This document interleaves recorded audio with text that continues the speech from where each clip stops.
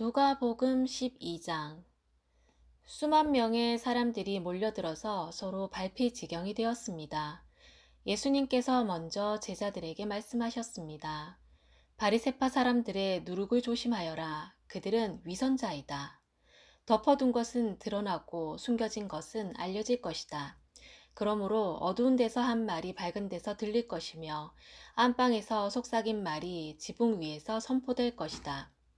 내가 너희에게 말한다. 나의 친구들아, 몸은 죽여도 그 이상 아무것도 할 수 없는 사람들을 두려워하지 마라.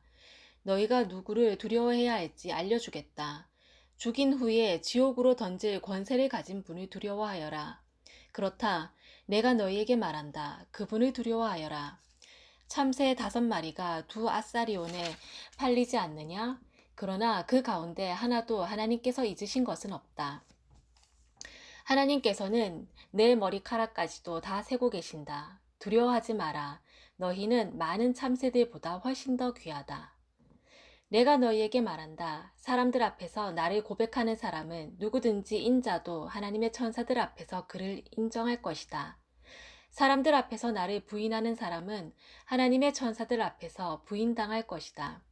인자에 대하여 나쁘게 말하는 사람은 용서받을 수도 있다. 그러나 성령을 모욕하는 사람은 용서받지 못할 것이다. 사람들이 너희를 회당이나 통치자, 권력자 앞에 끌고 갈 때 무엇을 어떻게 대답하고 또 무엇을 말해야 할지를 염려하지 마라.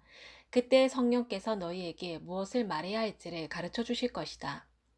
무리 중에 있던 한 사람이 예수님께 말했습니다. 선생님, 제 형에게 유산을 저에게 나누어 주라고 말씀해 주십시오. 예수님께서 그에게 말씀하셨습니다. 누가 나를 너희의 판사나 중개자로 세웠느냐? 이어서 예수님께서 사람들에게 말씀하셨습니다. 온갖 욕심을 경계하고 주의하여라. 재산이 아무리 많더라도 사람의 생명이 거기에 달려있지 않다. 예수님께서 사람들에게 비유를 말씀해 주셨습니다. 어떤 부자의 밭에서 수확이 많이 나왔다.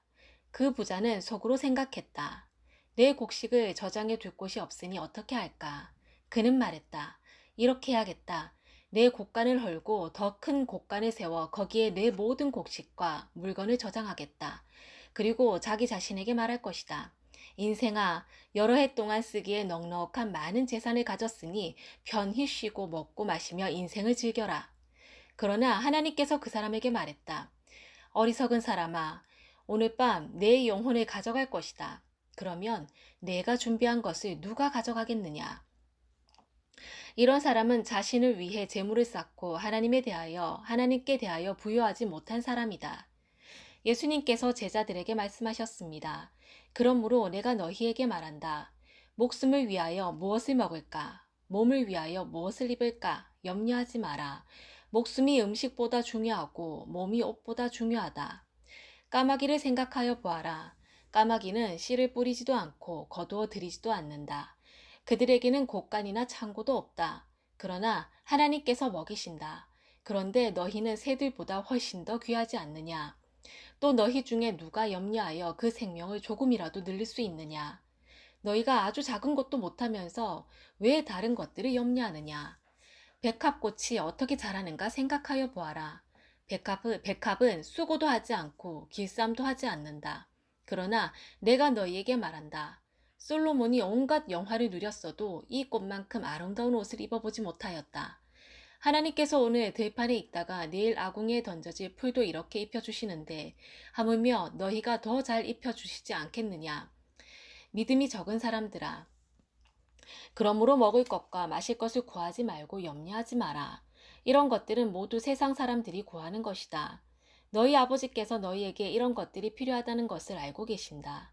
너희는 하나님 나라를 구하여라. 그러면 이 모든 것을 너희에게 더하여 주실 것이다. 두려워하지 마라, 어린 양들아. 너희 아버지께서는 하나님 나라를 너희에게 주시기를 기뻐하신다. 너희 소유를 팔아 자선을 베풀어라. 그리고 너희를 위하여 낡지 않는 지갑을 만들고 하늘에 없어지지 않을 재물을 쌓아라. 거기는 도둑이 접근할 수 없고 좀도 먹는 일이 없다. 너희의 재물이 있는 곳에 너희의 마음도 있다. 허리에 띠를 메고 등불을 밝혀라. 주인이 결혼잔치에서 돌아와서 문을 두드릴 때 곧 열어주려고 기다리는 사람과 같이 되어라. 주인이 와서 볼 때 깨어있는 종은 복이 있다. 내가 진정으로 너희에게 말한다. 주인이 스스로 허리를 동이고 종들을 식사 자리에 앉힌 다음 곁에 와서 종들을 섬길 것이다. 주인이 밤중이나 새벽에 오더라도 깨어있는 종들이 있다면 그 종들에게 복이 있을 것이다. 이것을 기억하여라. 만일 집 주인이 도둑이 드는 시간을 안다면 집에 도둑이 들지 못하도록 할 것이다. 너희도 준비하여라.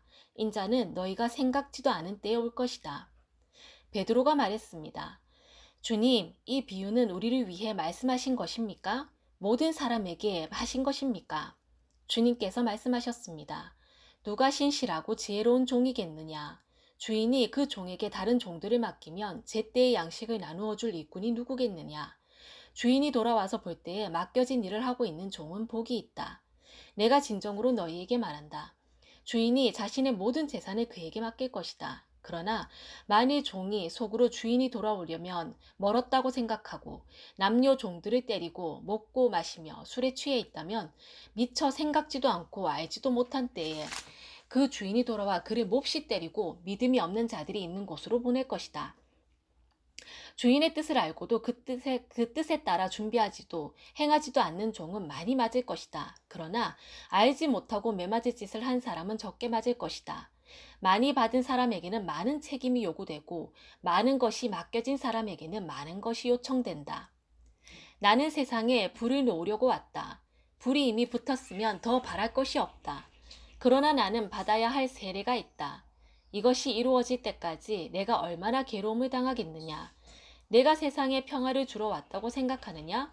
내가 너희에게 말한다. 그렇지 않다. 오히려 분열을 일으키러 왔다. 지금부터 한 가정에서 5 식구가 서로 나누어질 것이다. 셋이 둘을, 둘이 셋을 대적할 것이다. 아버지와 아들이 나누어질 것이며 아들이 아버지를, 어머니는 딸을, 딸은 어머니를, 시어머니가 며느리를, 며느리가 시어머니를 대적할 것이다. 예수님께서 사람들에게 말씀하셨습니다. 너희가 서쪽에서부터 구름이 이는 것을 볼 때 비가 곧 오겠다고 말하면 그대로 된다. 너희가 남풍이 부는 것을 보고 날이 덥겠다고 말하면 그대로 된다. 위선자들아, 너희가 땅과 하늘의 날씨는 분별할 줄 알면서 왜 이 시대는 분별할 줄 모르느냐? 어찌하여 너희는 무엇이 옳은지를 스스로 판단하지 못하느냐? 너를 고소하는 사람과 함께 법정으로 갈 때 너는 도중에 그 사람과의 문제를 해결하여라. 그렇지 않으면 그 사람이 너를 재판관에게 데려가고 또 재판관이 너를 집행관에게 넘겨주어 너를 감옥에 가둘 것이다. 내가 네게 말한다. 마지막 한 푼까지 갚기 전에는 내가 거기서 나오지 못할 것이다. 아멘.